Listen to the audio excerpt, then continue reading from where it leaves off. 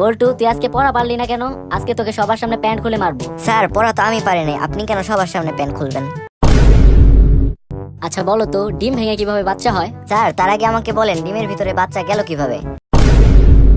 Hui split the tea on the table. এটাকে নিজের মাতৃভাষায় অনুবাদ করো। মাতৃভাষা মানে তো মায়ের ভাষা, তাই না স্যার? হ্যাঁ। গেল গেল সব ফেলে দিল। আমার কাজ না বাড়লে তোর শান্তি হয় না। এখন চা কি তোর বাপ বানাবে? যে জায়গায় অনেক গোবর আছে সেখানে ঘাস অনেক লম্বা হয়, আর যে জায়গায় গোবর নেই সেখানে ঘাস অনেক ছোট হয়। ও আচ্ছা স্যার, এখন বুঝতে পেরেছি মেয়েদের চুল এত কেন লম্বা হয় আর ছেলেদের চুল কেন এত খাটো হয়।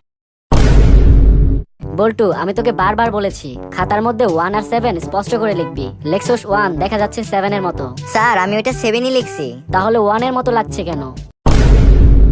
এই বল্টু, বলতো কনফিউশন মানে কি? স্যার, কনফিউশন মানে হলো আপনি যা বুঝেন না আমি যেটা বুঝি আপনি কি সেটা বুঝেন, আপনি যা বুঝেন না আপনি যেটা বুঝেন না আপনি সেটাও।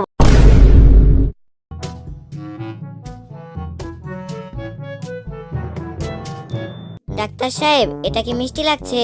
না, এটা মিষ্টি না, নোনতা নোনতা। কিন্তু এটা কি? আর বলবেন না, পাশের বাড়ির একজন আমাকে বলল কোনো ভালো ডাক্তারকে দিয়ে টেস্ট করাতে যে আমার প্রস্রাবে সুগার আছে কিনা।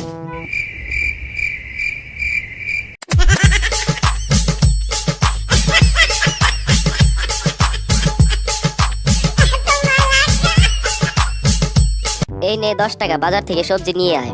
বাবা, আমি যেতে পারবো না, আজকাল 10 টাকায় কিছুই পাওয়া যায় না। একটা সময় ছিল যখন আমি 10 টাকা নিয়ে বাজারে যেতাম আর চাল ডাল সবজি আর দুধ সবকিছু নিয়ে আসতাম। এখন সময় বদলে গেছে, এখন সব দোকানে সিসিটিভি ক্যামেরা লাগানো থাকে।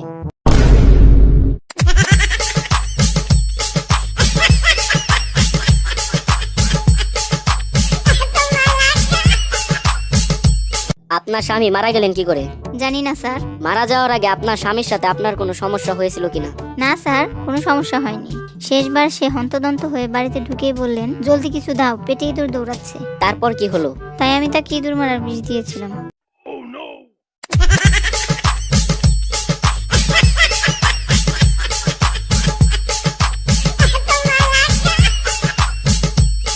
তোমার বাম চোখে কি হয়েছে?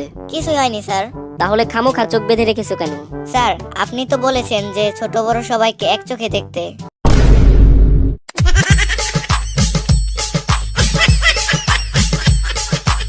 বাবু, 2 টাকা ভিক্ষা দিন না। আজকে নেই, কালকে এসো। আরে, কাল কাল করতে করতে এই এলাকাতে আমার কয়েক লাখ টাকা আটকে আছে।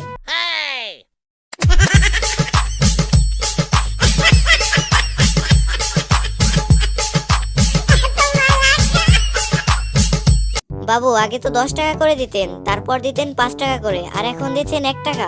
আগে অবিবাহিত ছিলাম, এখন বিয়ে করেছি, আর কিছুদিন হলো আমাদের একটি সন্তানও হয়েছে। ছি ছি, আপনি আমার পাওনা টাকা আপনার সংসার চালাচ্ছেন।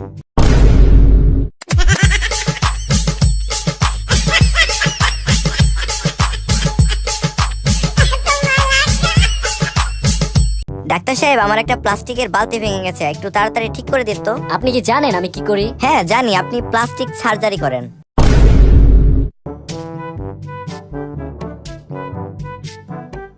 ভাই, আপনার দোকানে কি লিচু আছে? হ্যাঁ ভাই আছে। কতটুক লাগবে? তাহলে বিচিগুলো ফেলে আমাকে 1 কেজি লিচু দিন।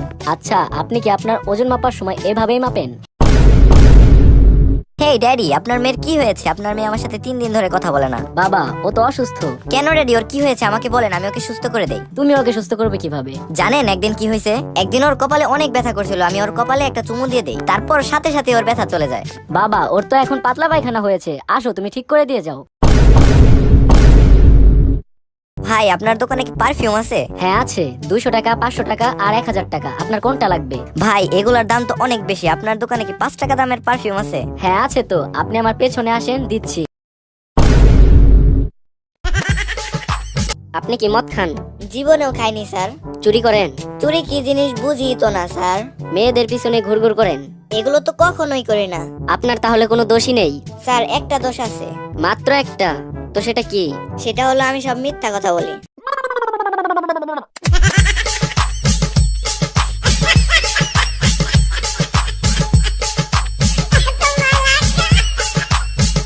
আজ থেকে তুমি এই বাড়ির একজন সদস্য।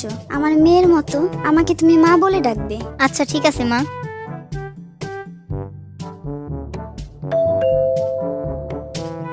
দেখো তো বৌমা, কে এলো? মা, ভাইয়া এসেছে।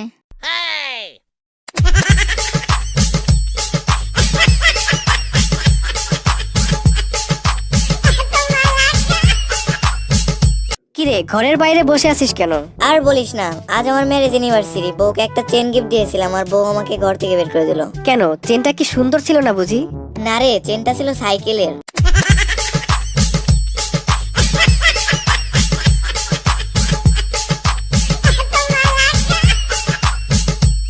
বল্টু, জলদি অতিথিদের জন্য বাইরে থেকে কিছু একটা নিয়ে আয় তো।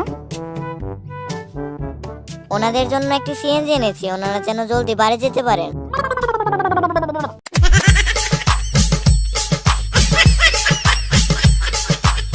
আচ্ছা বলো তো, পৃথিবীর সবচেয়ে প্রাচীন প্রাণীর নাম কি? Sir, zebra. তোমার কেন জেব্রাকে সবচেয়ে প্রাচীন প্রাণী বলে মনে হলো? স্যার, প্রাচীনকালে সবকিছুই সাদা কালো ছিল, এখন সাদা কালো বদলে সব রঙিন হয়েছে, কিন্তু জেব্রা এখনো সেই সাদা কালোই রয়ে গেছে, তাই জেব্রাকে আমার সবচেয়ে প্রাচীন প্রাণী বলে মনে হয়।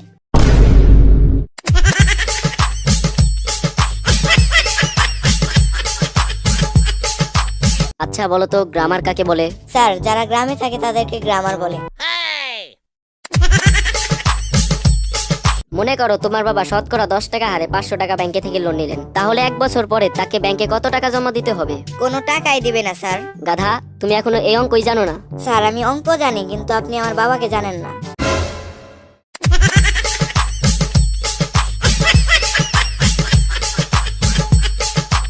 কি রে, আজ না তোর বিয়ে? আর বলিস না, বিয়েটা ভেঙে গেছে। কেন, বিয়ে ভেঙে গেল কি কারণে? একটা মশা মেরেছিলাম। মশা মেরে আবার বিয়ে ভাঙে কিভাবে?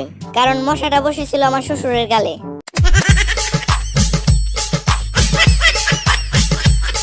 শুনলাম তুমি নাকি জুয়া খেলো, আর জুয়া খেলো না, কারণ এতে আজ জিতবে তো কাল হারবে, পরশু জিতবে তো তারপরের দিন আবার হারবে। ঠিক আছে বাবা, আমি এখন বুঝতে পেরেছি, এখন থেকে আমি একদিন পর পর জুয়া খেলবো।